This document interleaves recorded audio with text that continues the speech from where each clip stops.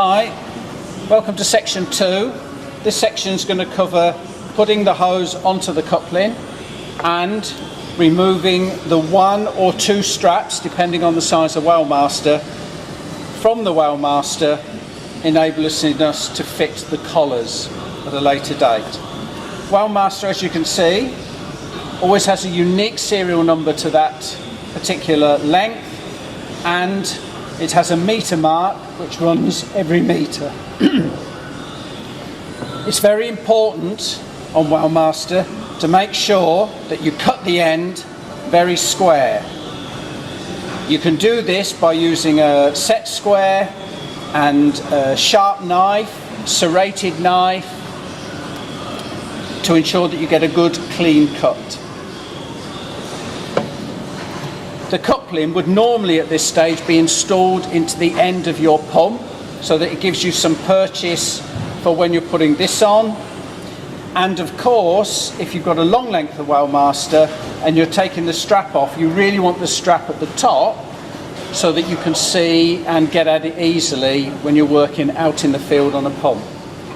So the first thing to do is to put the Wellmaster onto the end. The trick with this, the secret, is to keep it round as you're pushing. If you try and push it when it's in its flat condition, even when you've got it on, all you do is compress it here, and that makes it difficult. So you have to squash it in, keep it round. And the other most important bit is you can't use any sort of lubricant. All right? Polyurethane is quite a sticky material, and we rely partly on that grip when the coupling's attached. So putting water in will only, or any sort of other lubricant, will only make it worse. So here we go. Start at one side and then get it on like that. When you've got it part way on, it gives you the chance then to take a stock. And as you see, I'm pushing it in as I push it on.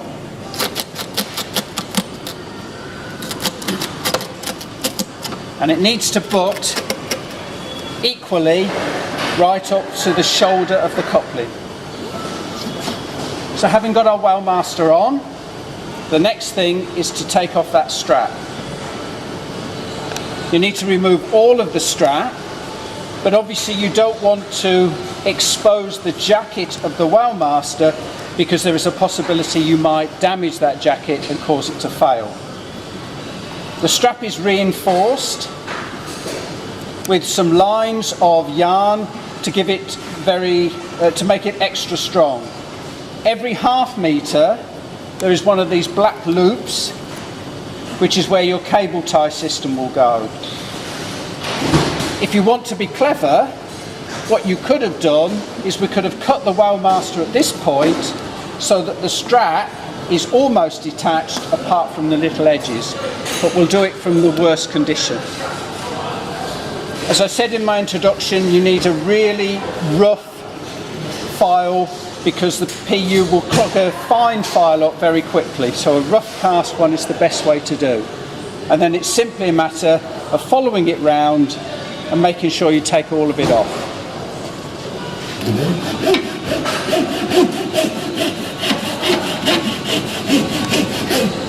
So you can see, as I've started, I've exposed the yarn filaments that are reinforcing the strap.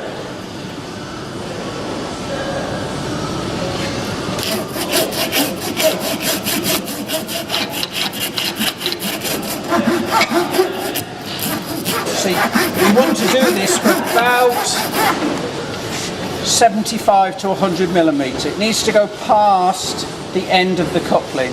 And always be very careful, because the coupling is tapered, you get a ridge here right at the end, and if you're not careful, that's a point where you could quite easily go through the cover and into the jacket.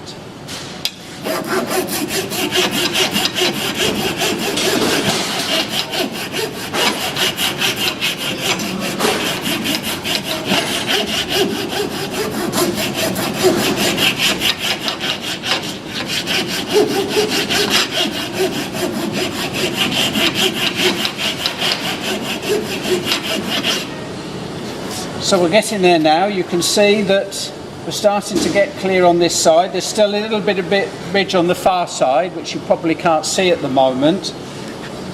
But we'll show you that after we'll rotate it round.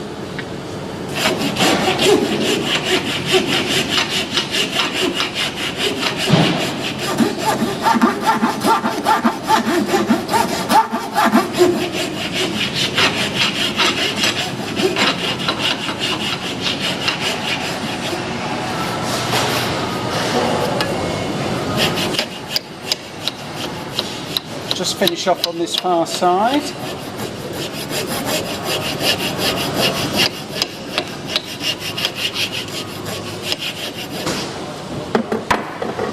And there we go. I'll just ease that round so you can see what I've been doing. The whole purpose of this is when you put the clamps on, obviously if you leave the strap on, you get a stress point under the clamp, and that could be a failure point. And all you're looking for is to remove the strap and then just feather the edges in so it feels nice and smooth. Okay? And that's the end of section 2.